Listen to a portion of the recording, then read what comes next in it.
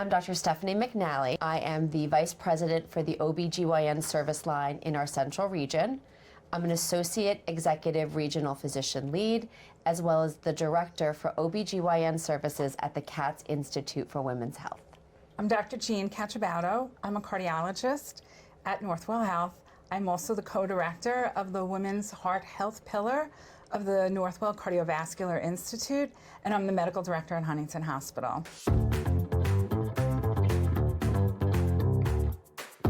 What is menopause? The age-old question. Menopause, by definition, for a woman that has her uterus, is 1 full year, 365 days without a period or cycle.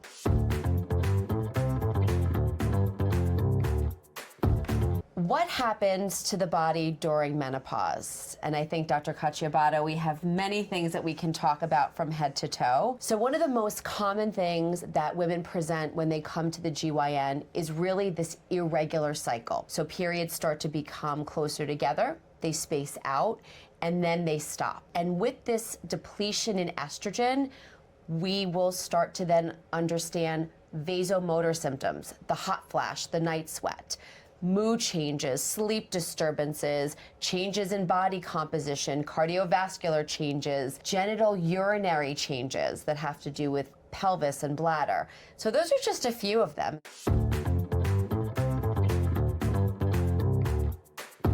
On the cardiovascular side, it's all directed to the influence of estrogen disappearing.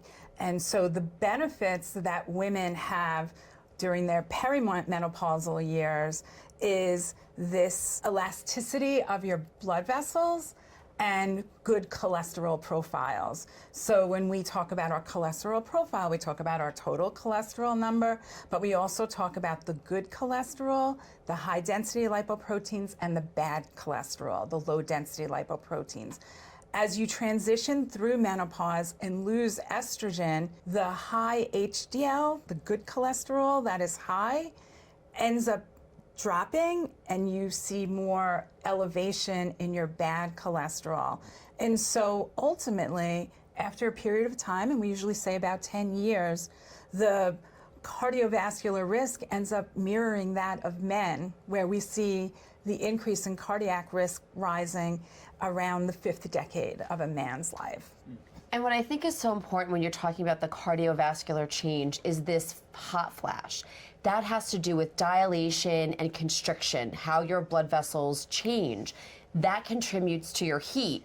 So when women are having these changes, it's directly related to their cardiovascular health. And many women in this perimenopausal, menopausal period will present with palpitations, I feel off, my heart's racing, and it's that connectivity. And that 10-year window is so important when we're talking about hormone therapy or intervention, because the safety profile by adding estrogen and progesterone in that early transition is actually a great time to target. So that pendulum has swung, that guess what, estrogen added back helps with your cardiovascular, your bone health, really an important movement forward for women's health. That sweet spot that you talk about is so important, and not all physicians, and I'll say even gynecologists who are caring for women usually in this age group, and cardiologists who are there to be your partners, are not always aware of that subtle change from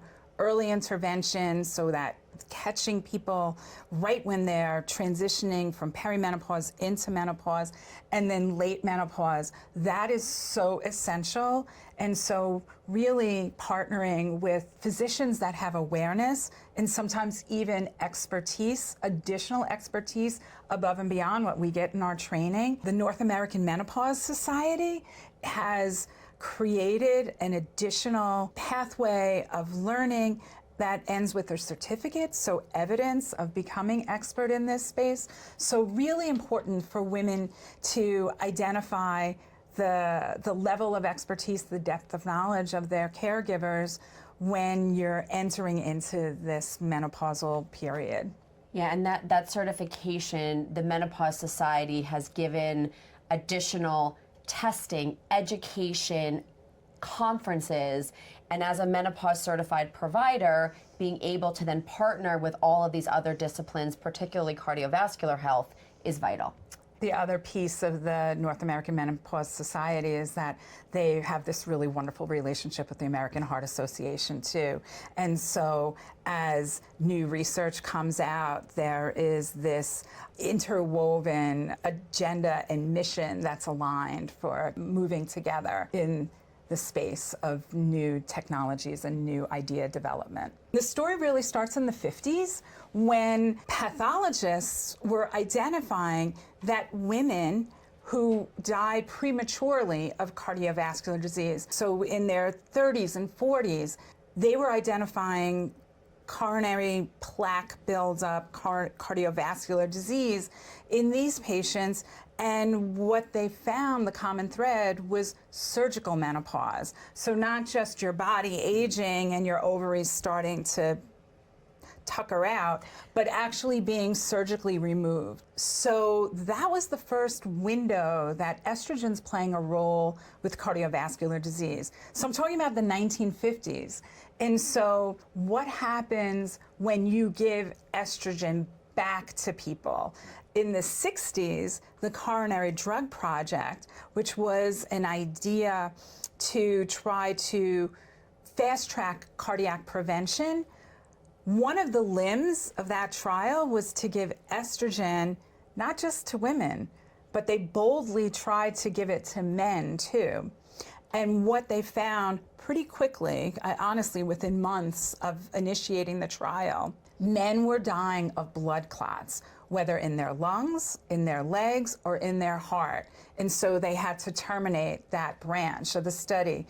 So, this idea that estrogen was the fix, the story really pivoted to estrogen may be a fix for women. And so we'll fast forward 20, 30 years later into the 90s when two really big trials were developed to look at cardiac prevention in women treated with estrogen. And for a whole host of reasons, and it really starts with the importance of a good study design for a trial, the ultimate outcomes of those studies really didn't secure estrogen as the end-all be-all. So, like everything in life, it's complicated. And so estrogen plays a role. In your early menopause, there's definitely benefit that may actually confer long-term benefit down the road. So it's really about sweet spot therapy and not just like a blanket therapy. So thoughtful, mindful treatments is an imperative. We know today that iatrogenic, that means the doctor, the provider cause menopause, whether it's for a health prevention, a chemotherapy, a surgical intervention, have poorer outcomes than women that go through natural menopause. So that's a fact. And the Women's Health Initiative that we were talking about in the 90s bucketed women that were in their early menopausal transition in their 50s to women that were in their 70s. And that sweet spot, called the timing hypothesis, really does make a difference.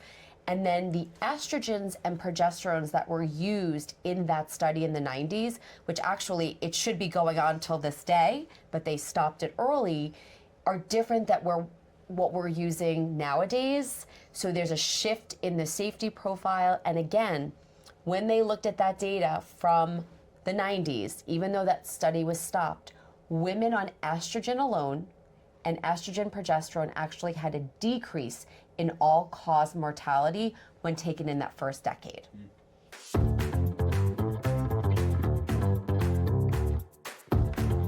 It is important to be healthy throughout your lifespan. Let's just start with that. And so, yes, I mean, every change in your body is tolerated better when you are working off of a foundation of good health. And so what is good health? It's being active and moving and taking time to raise your heart rate with, we don't have to say it's exercise. It's not like you have to join a gym to go do this. You can do it in your garden, around your home, walking with your girlfriends in the morning. You can always be mindful of how you eat.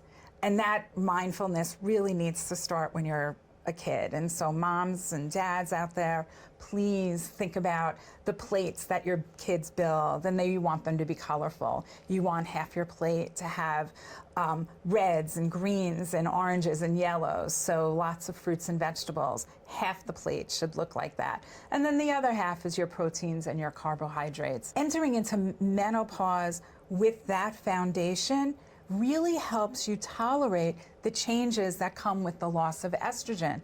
So Dr. McNally was talking about the vasomotor activity. There is probably benefit in having less of that reactivity of your blood vessels on a healthy, good body.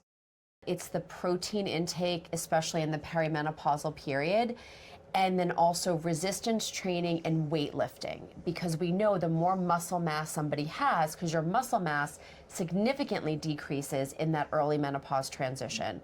But higher muscle mass helps maintain weight, maintains your cardiovascular health. So the combination of cardio plus weightlifting, I mean, I say most people's bags and work backpacks are as heavy as you need to lift. Up and down a couple of times on the stairs can do it in a non-gym focused way, and that prep is a good way to get our bodies ready.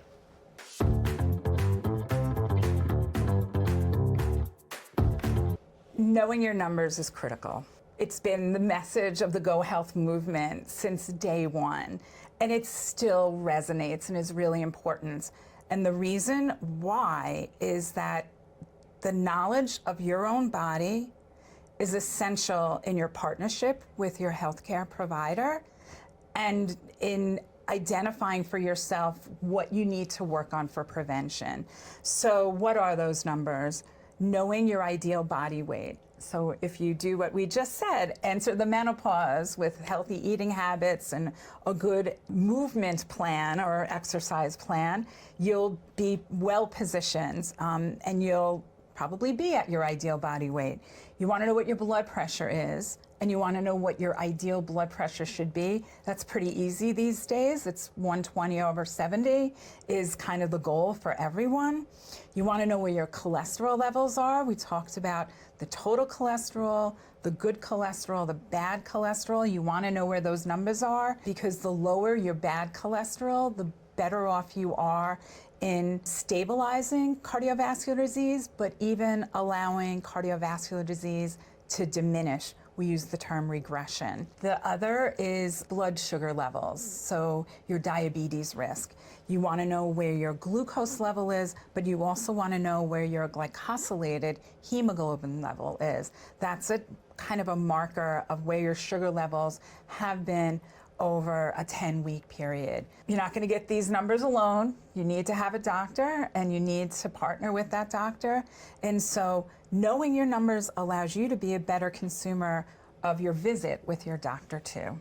And knowing those numbers for people that are doing a lot of menopausal care is important too, because that health assessment gets plugged into a cardiovascular assessment for your short-term and long-term risks. And for women that have a very high risk, they may be somebody that systemic estrogen, progesterone is not the right intervention through their menopausal care. So this partnership is so vital, so I can tell a patient, these are the numbers that we've had with your internist or cardiologist, modifiable risks like going into menopause, smoking, alcohol intake, are all things that do help decrease your risk as well.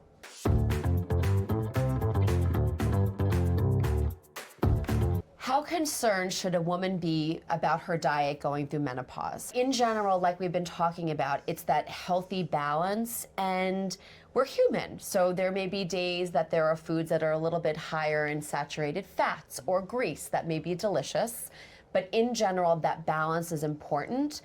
And we also may notice that certain foods trigger GI side effects, trigger your vasomotor symptoms. So those are things you definitely want to cut back on in terms of that menopausal transition.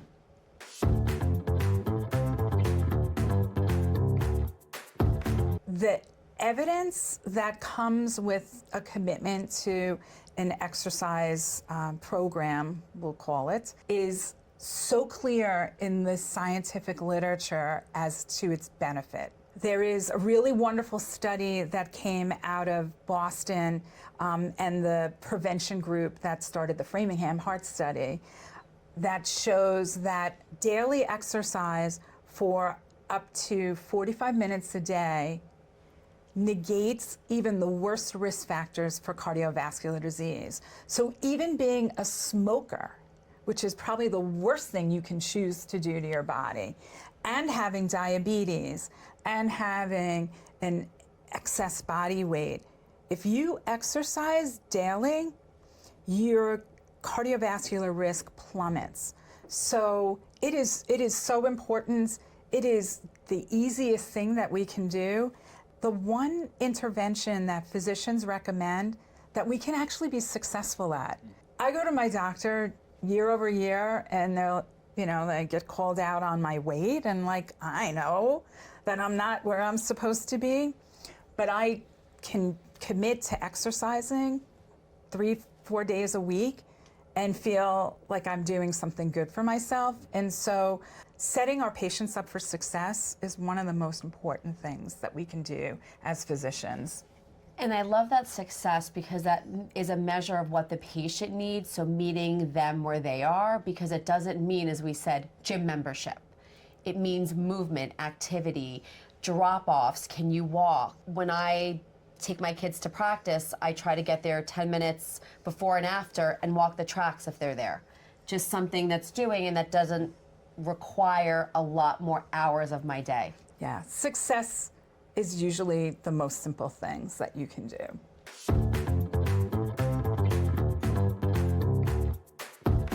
What role does sleep play for a woman in menopause? It's so important, and sleep is something that is a core to our health that is not always brought up in every visit. So let's just talk about the sleep changes. So a disruptive sleep in menopause is super common. And we as providers across every spectrum need to start asking that. And is it, I had a hot flash, I had a stressful moment that woke me up, or I was woken up, I had to use the bathroom, and then I had a hot flash, and then I had a stressful moment. So this circuitous part affects our circadian rhythms. And what the data shows is poorer sleep leads to more stress, more anxiety, more daytime fatigue, less production, more cardiovascular health complications, more insulin glucose balance, more diabetes. And for many people, not bringing up these sleep changes also then confounds other aspects of their health because they may have a sleep apnea related to other complications. So sleep is extremely important. There are many interventions, not all of which require a prescription, but the core of why somebody's waking up and then working with sleep specialists, as well as understanding that there are so many other health benefits, is a really part of a menopausal visit, an annual visit, and that's something that we have to re-educate our learners, our current providers, that has to be a core question.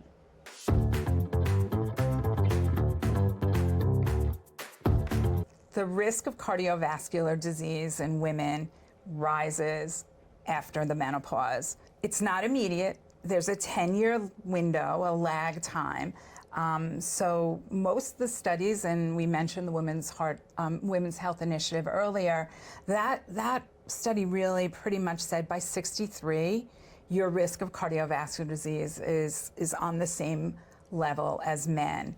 The symptoms of cardiovascular disease are also pretty much the same as what we talk about in men, but women do have more atypical symptoms when they present with heart attacks or strokes. So that classic chest heaviness, pressure on your chest, down your left arm into your neck, that we call the classic symptoms of heart attack, may be a little bit different. And it may just be significant shortness of breath or even significant fatigue. These symptoms may show up later on. I think it's really important to talk about a trend that we're seeing lately, I would say in the past 10 years, that the cardiovascular risk for women, we always said was something later on in life, in your more mature years.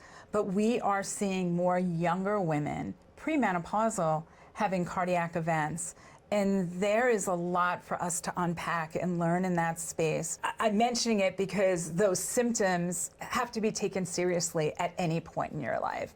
And so, again, you know, that essential partnership with your healthcare provider is an absolute necessity, or just calling 911 and going to the emergency room and getting evaluated. I think also when we're looking at this perimenopausal transition and the collaborative efforts with primary care and cardiology, what happened in a woman's 20s is really important also, because during pregnancy, those complications of a high blood pressure then can potentially set somebody up for a higher complication rate earlier in life. The other thing that'll be interesting, as there's a pendulum swing for more use of hormone therapy, what happens to these women that have been on another decade of estrogen and estrogen progesterone combinations? Will their cardiovascular health improve longer? Will then that shift really have more health benefits? That's on the horizon, so excited to report back in about 10 years. Yes, but I'm a believer, and I feel really confident that we will see benefit down the road in these women.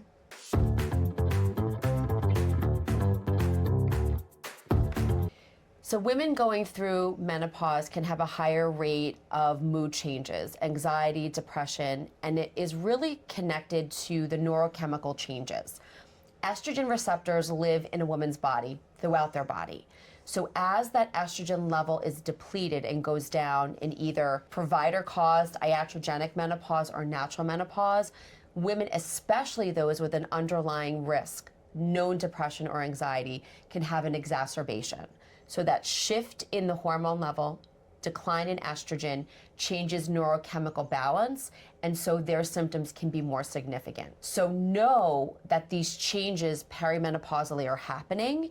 Make sure you bring up how you are feeling, what we can do to tweak medications, improve interventions. So this is a real physiologic change and should not go unrecognized.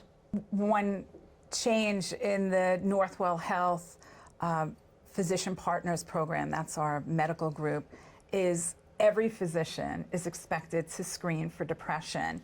And so whether you're a rheumatologist, a cardiologist, a gynecologist, or your primary care, who historically always kind of had that burden of evaluation, we're all responsible for that. And so it's creating collaboration and accelerating proper care for our patients when we identify depression, de facto depression, or increased depression risk. But you know, as a cardiologist, my first go-to intervention is embracing exercise and movement and raising your heart rate, because it helps upregulate those receptors that are kind of crying for being stimulated and help prevent depression. And there's so much connectivity because of that neurochemical change. The first FDA medication, non-hormonal approved for vasomotor symptoms or hot flashes, is an SSRI, so a selective receptor inhibitor of serotonin in the brain, which decreased hot flashes and improved mood. There's a connection here.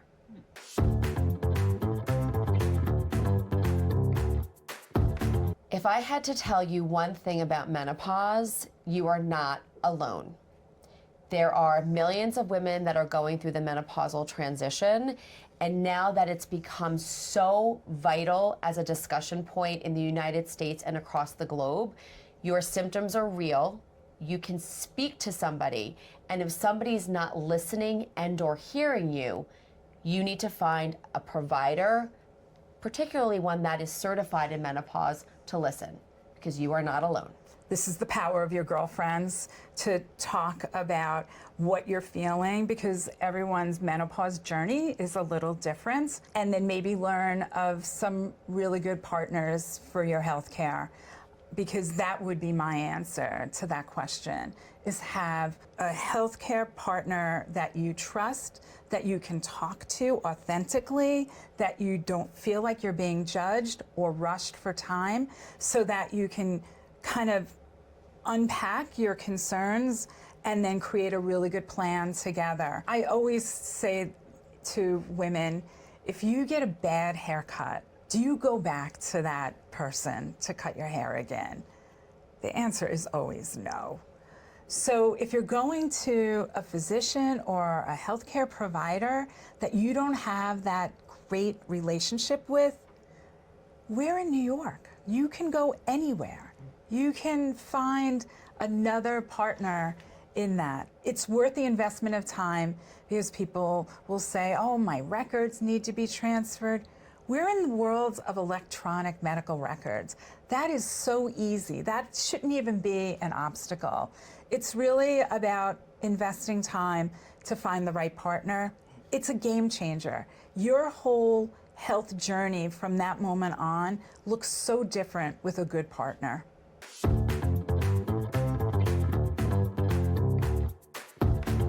So for a woman's menopause journey, I think there are 3 critical team members: your internist, your cardiologist, and your GYN. These people should work in a triad to make sure you're at the center to get all the care you need. For most women, it starts with their primary care physician, and there should be a openness to bring in the gynecologist and certainly a cardiologist, and together in a team of care work together.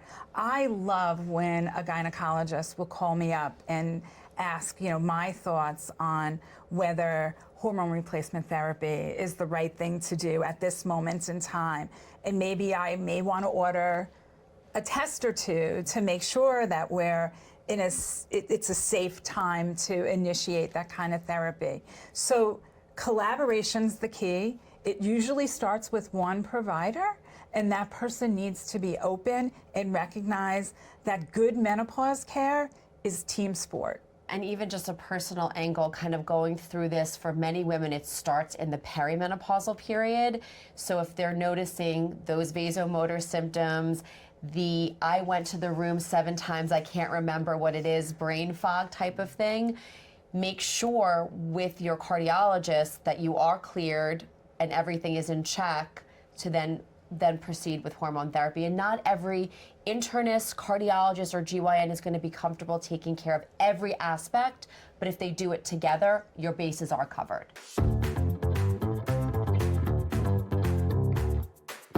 So for a menopause certified provider, it is an additional test that you take plus continued medical education credits.